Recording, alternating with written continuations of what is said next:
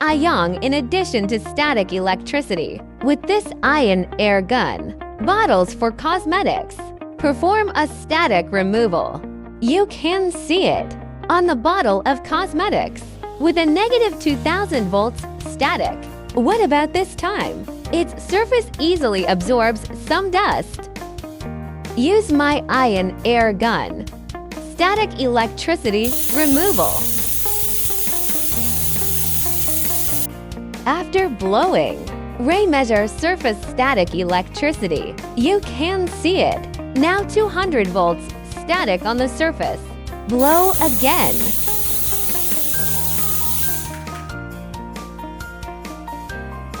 What about this time? Only 30 volts static left. This static value is very low. It will not absorb dust on the surface.